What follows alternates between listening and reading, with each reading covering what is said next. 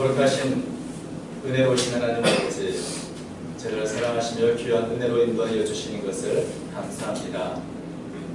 오늘도 주의 말씀을 통해 우리의 심령을 새롭게 하시고 주의 뜻을 깨닫는 시간 되도록 인도하여 주옵시며 주의 음성을 듣도록 우리의 귀를 열어 주옵소서.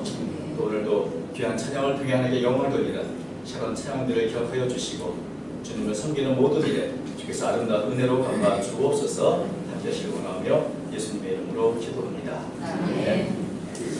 나비 효과라는 말이 많이 사용되고 있습니다. 이 말은 미국의 기상학자였던 로렌스가 발표한 논문 제목에서 나왔다고 합니다. 이 사람은 이 컴퓨터 시뮬레이션을 통해서 어떻게 기상이 변화되는가 이것을 이렇게 관측을 하다가 초기의 값을 0.506127 이렇게 넣어야 할 것을 생각해 보니까 0.506 이하는 별 의미가 없는 숫자라 생각이 들어서 이 소수점을 다 지우고 0.506을 이렇게 넣어서 시뮬레이션을 했더니 0.000127 별 의미가 없을 것 같은 이 숫자 때문에 그 결과가 전혀 다르게 나왔답니다. 그래서 이 0.000127의 차이가 완전히 다른 기후의 패턴을 만든 것을 보면서 굉장히 놀라운 것을 발견한 거죠.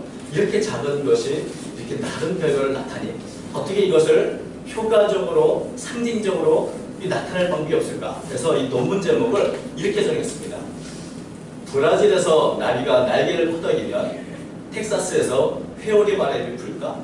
이런 제목으로 논문을 냈더니 사흘마다 이 미미한 날개짓이 어쩌면 다른 곳에서는 생각지 못한 큰 회오리 바람처럼 나타날 수도 있다는 이 상징적인 의미가 너무 강해서 이를 통해서 이제 나비 효과라는 말을 사용하게 된 것입니다. 이 나비 효과는 참 이미지가 굉장히 생생하죠.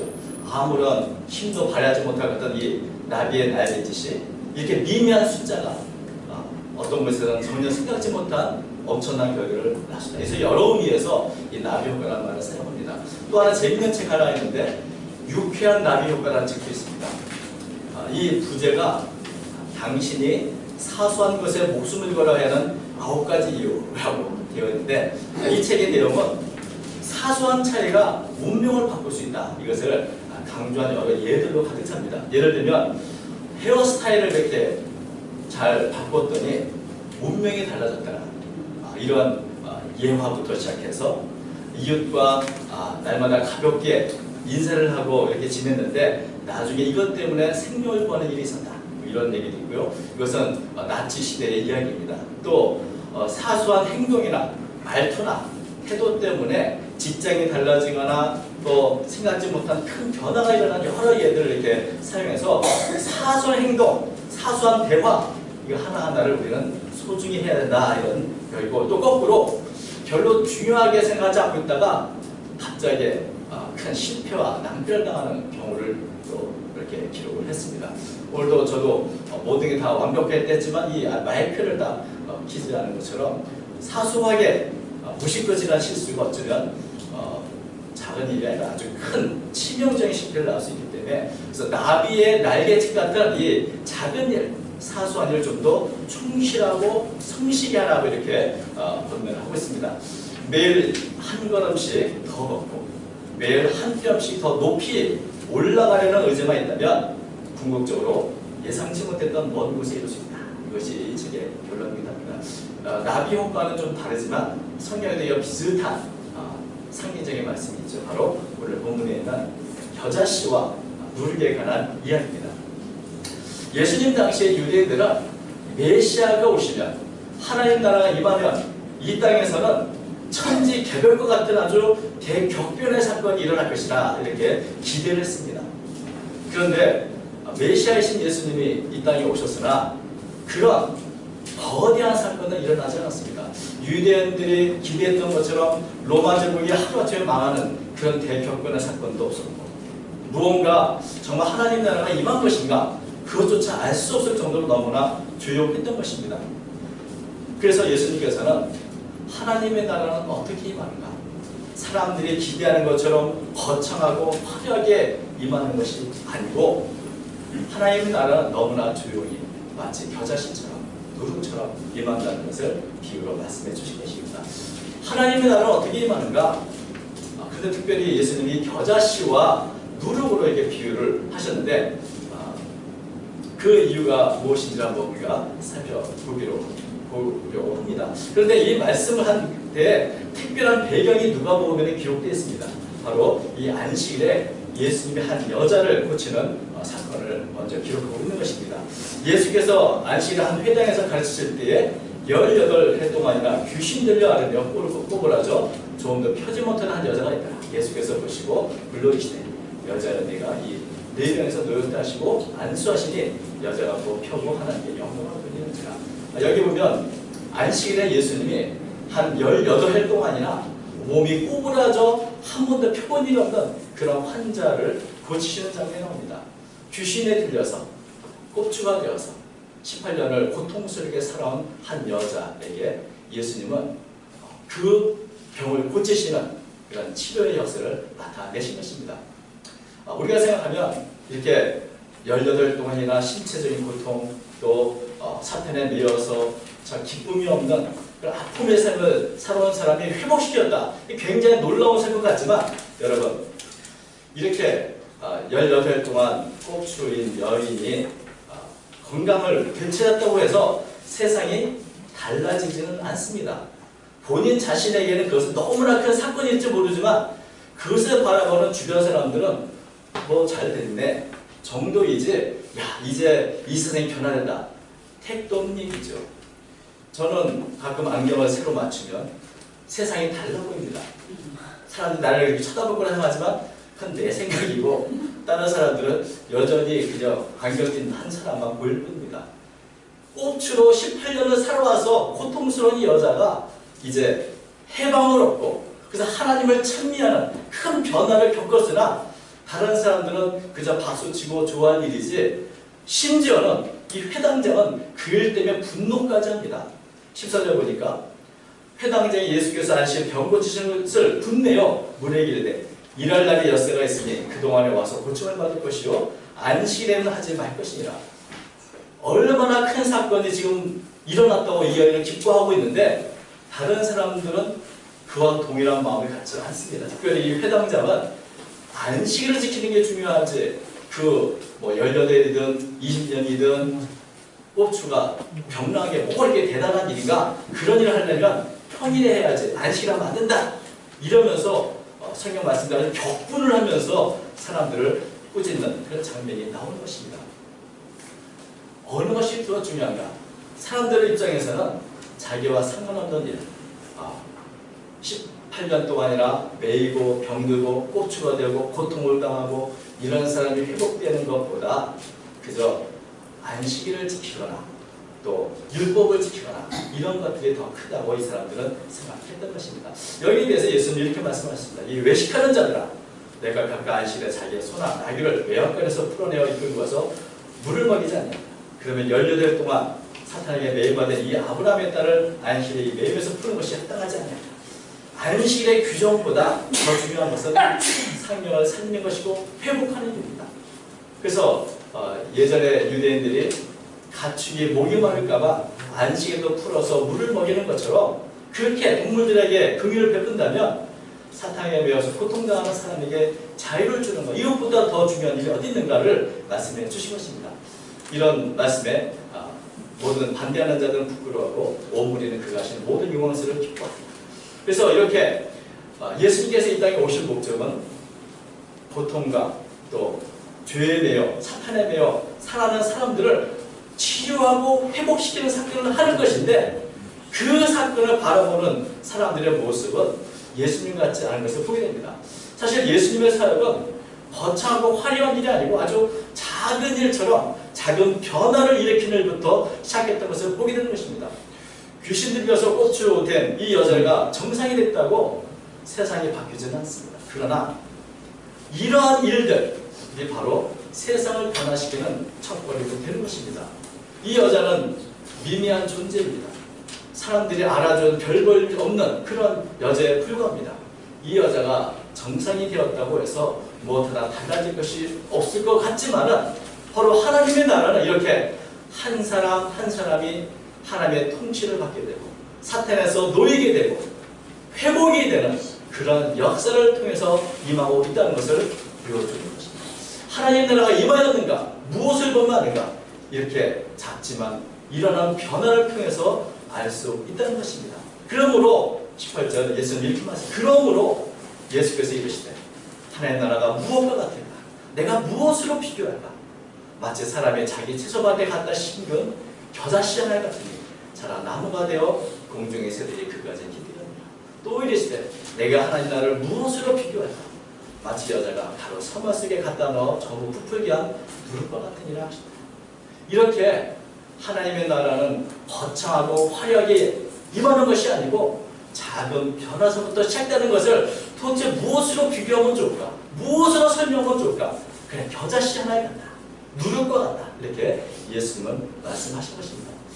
하나님의 나라는 오늘도 우리가 기대하는 것처럼 거창하고 화려한 형태로 오는 것이 아닙니다. 그래서 작고 평범한 변화를 일으키는 모습으로 우리 가운데 오는 것입니다. 그 변화는 때로 너무 작고 우리에게는 상관이 없어서 사람들 그것을 깨닫지 못하고 무시하기도 하고 대수롭지 않은 게 여기지 모르지만 그러나 이렇게 하나님 나라는 우리 곁에 와 있는 것입니다. 만약에 예수님께서 하나님 나라를 말씀하실 때 하나님의 나라는 존귀한 백향목이나 감람나무와 또 무화과나무 같다. 또는 하나님의 나라는 값비싼 황금이나 보석과 같다. 이렇게 말했다면 사람들은 쉽게 이해를 했을 것입니다. 하나님의 나라는 위대하고 강력하고 또 대단한 나라라는 것을 생각했을 것입니다. 그러나 예수님은 하나님의 나라를 그저 작은 하나의 겨자씨다. 또 누룩과 같다.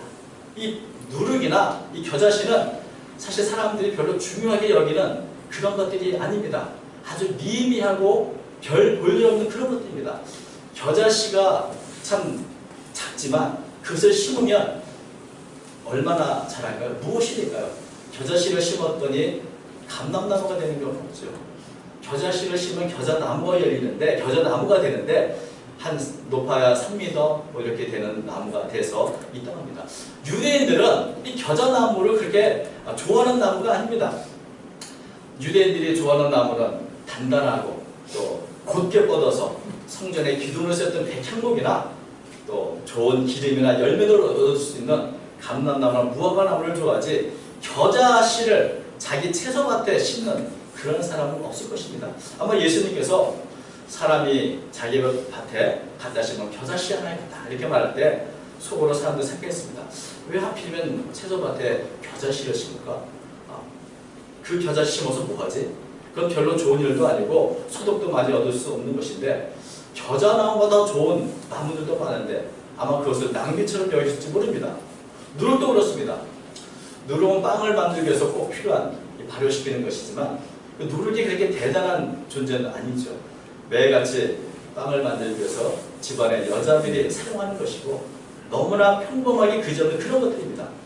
특별히 누룩은 이 누룩균을 배양한 곰팡이 덩어리 같은 겁니다.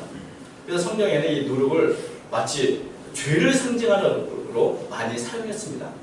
적은 누룩이 온 덩이에 판다는 말은 작은 죄가 전염되고 퍼지는 것으로 이렇게 상징하셔서 그래서 누룩을 제하라. 또 누룩 없는 떡 이것이 성경에는 많이 강조가 되어 있는 것이죠. 그래서 이 누룩에 대한 이미지는 유대인들이 별로 좋은 것이 아닙니다. 그런데 예수님 바로 하나님 나라를 사람들이 별로 좋아하지도 않을 그런 누룩에 비유하신 것입니다. 이 겨자씨나 누룩은 사람들이 그렇게 좋아하거나 중요하게 생각하는 그런 것들이 아닙니다. 그러나 그 일하는 방식을 보면 하나님 나라와 일하는 것과 너무나 흡사하다고 예수님은 말씀하신 것입니다. 그것은 일순간에 모든 것을 뒤바꾸는 그런 방식으로 오는 것이 아니고 겨자씨 하나를 점점점 자라나서 나무가 되듯이 누룩이 가루에 서마를 다 부풀게 하듯이 작고 미미하지만 끊임없이 변화를 일으키는 그런 방식으로 하나님의 나라가 임한다는 것을 말씀해주고 있는 것입니다. 겨자씨는 작고 보잘것없지만 겨자씨가 자라서 나무가 되면 그곳에 새들이 깃들여 쉴 수 있다. 겨자나무가 백향목이나 감람나무보다는 그게 존귀한 또 그렇게 크게 자라는 것은 아니지만 또 그렇게 큰 일을 감당할 수는 없을지 모르지만 그러나 정처 없는 공중의 새들이 와서 쉴 수 있는 안식처가 될 수 있다는 겁니다. 공중의 새들은 보금자리가 없어서 여기저기 떠도는 그런 존재들입니다. 정처 없이 힘겹게 살아가는 이들에게 겨자나무는 보금자를 제공하고 위로를 주고 안식을 주는 그런 역할을 할 수 있다는 것입니다. 하나님 나라는 바로 그렇게 우리 가까이 있다고 말씀하고 있습니다. 누룩도 마찬가지입니다. 배고픈 사람에게 가장 필요한 것은 빵입니다. 근데 그 빵은 단번에 기계로 금세 나오는 것이 아니고 빵을 만들기 위해서 먼저 누룩으로 반죽을 발효시키는 일을 해야 합니다. 그런데 이렇게 반죽이 발효가 되는 이 과정이 생각보다 굉장히 지루한 과정이었습니다. 저는 이 말씀을 읽을 때 예전에 저희 어머님이 찐빵을 해주던 기억이 납니다. 예전에는 간식이 많이 없어서 집에서 엿도 보기도 하고 또 찐빵도 만들기도 했는데 찐빵을 직접 만들어 주신다고 이렇게 큰 찐통에다가 반죽을 해서 아랫목에 이불 넣고 놨던 기억이 납니다. 그런데 저는 빨리 찐빵을 먹고 싶은데 언제 그것을 하는지 아무리 기다려도 어머님께서 기다리고만 합니다. 이 누룩이 발효가 되는데 그 기간이 깁니다. 생각보다 오래 걸립니다. 그래서 자꾸만 들춰보고 또 들춰보고 그랬던 기억이 납니다. 누룩이라는 것은 사실 이렇게 발효시키는 지루한 과정들이 있습니다. 그러나 시간이 걸릴 뿐이지 아무리 적은 누룩이라도 결국은 모든 반죽을 다 발효시키는 것입니다. 가루, 서말이라면 얼마나 될까요?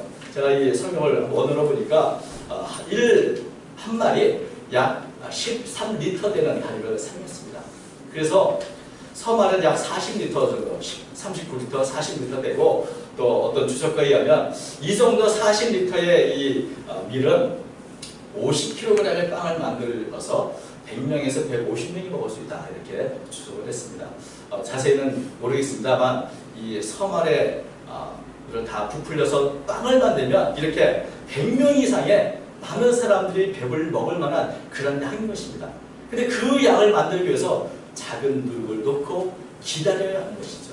하나님의 나라는 우리가 생각하는 것처럼 금세 격변적인 사건을 통해서 이루어지는 것이 아니고 소리 없이 끊임없이 쉬지 않고 일어나는 작은 변화를 통해서 결국 온 세상에 하나님의 말씀으로 은혜로 충만하게 될 것을 말씀해주고 있는 것입니다.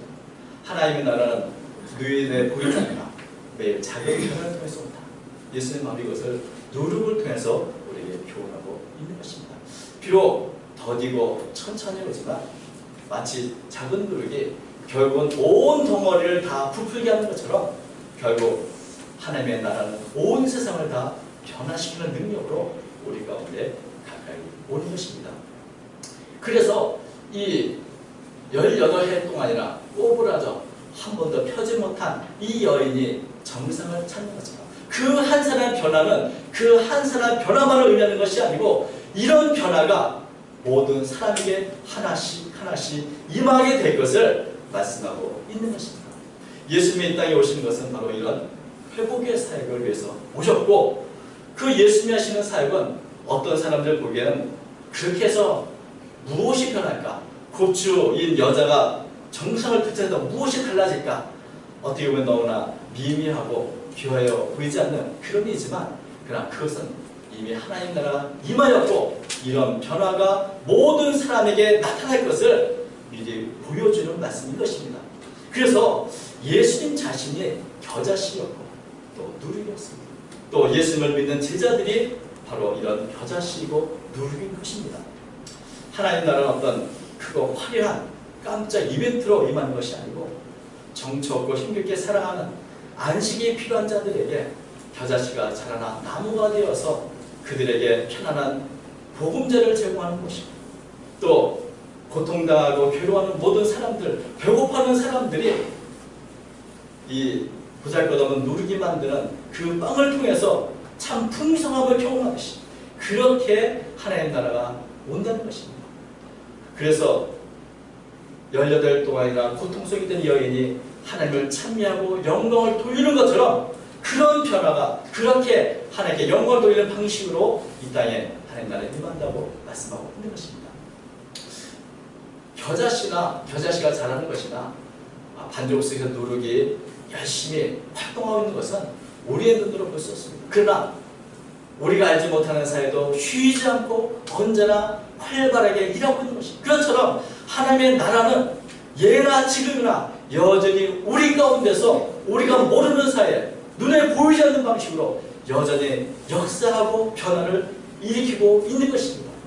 여전히 우리 가운데 하나님은 일하고 계시고 이런 방식으로 하나님의 나라가 우리에 가까이 있는 것입니다. 여러분, 누룩을 넣으면 반죽이 변화가 일어나는 것처럼 하나님의 복음이 임하는 곳에 변화가 일어났습니다. 하나님의 임재하는 삶이 변화가 일으켜지고 개인이 변하고 가정의 변화가 일어났던 것을 보게 됩니다. 역사적으로 보아도 기독교 신앙이 들어온 곳에 노예제도는 사라졌고 여자나 노인이나 어린이와 병자와 같은 소외된 사람들이 평등한 권리를 누렸고 그리고 한 사람 한 사람 모두가 회복되어져 가는 것을 우리가 볼 수 있는 것입니다. 우리의 성도들이나 우리가 이루는 이 교회의 모습도 이 겨자씨와 누룩과 같습니다. 사람들이 보기에는 별볼 없어 보이고 미미한 존재일지 모르지만 세상을 변화시키는 사역을 우리 모두가 하고 있는 것입니다. 여러분, 우리가 일하고 있는 것이 자꾸 미미하다고 스스로를 작게 생각하지 마십시오. 우리가 정처없는 이들에게 안식을 주고 배고픈 이들에게 양식을 주는 바로 하나님 나라의 누룩과 겨자씨인 것입니다. 우리가 행하는 일들이 겨자씨 일이고 우리가 하는 일들이 누룩의 일입니다. 우리의 활동은 비록 작지만 바로 하나님의 나라를 전하는 변화의 시작을 우리는 하고 있는 것입니다. 저는 이 말씀을 보면서 우리가 바뀌면 세상이 바뀐다, 이런 모토를 하나 걸면 좋겠다 생각을 했습니다. 우리가 우리 스스로 너무나 미미한 존재라고 생각할지 모르지만 그러나 나비 효과처럼 어찌 보면 우리가 행하는 작은 선행, 우리가 하는 기도, 우리가 행하는 모든 예배, 이런 것들이 어찌 보면 그저 하나의 작은 나비의 날갯짓처럼 보일지 모르지만 이런 날갯짓이 어떤 결과를 나타낼지는 우리는 알지 못하는 것입니다. 겨자씨가 자라듯이 누룩이 반죽을 변화시키듯이 이 세상을 변화시키는 그 첫걸음에 우리의 선행과 우리의 작은 활동이 있는 것입니다. 많은 사람들이 세상을 변하기 원하지만 자기를 변화시키려 하지는 않습니다. 크고 거창한 이벤트에는 참여하기 원하지만 내가 행하는 작은 일들, 내가 해야 할 이 작은 믿음의 생활들을 정말 더 충실하게, 더 아름답게 하려는 마음을 갖지는 않습니다. 그러나 참된 변화는 바로 내 마음에서부터, 내 가족에서부터 시작되어져 하는 것입니다. 내가 바뀌면 가족이 바뀌고 내가 바뀌면 세상이 바뀝니다. 우리가 바로 겨자씨입니다. 누룩입니다.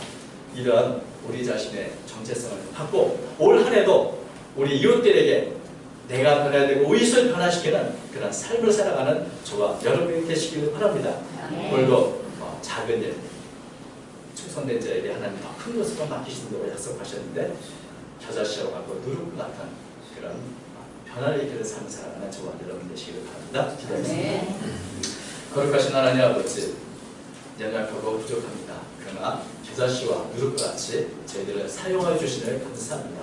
하나님 아버지, 우리 교회 안에서 사랑하는 성도들의 힘을 얻고 위를 얻으며 기쁨을 누릴 수 있도록 도와주시옵시고 18해 동안이나 또우리가 펼 수 없었던 사람들이 회복이 되고 기쁨을 얻고 하나님께 영광 돌리는 사건들이 더 많아지도록 축복하여 주옵소서. 우리가 속한 사회가 변화될 수 있도록 도와주옵소서.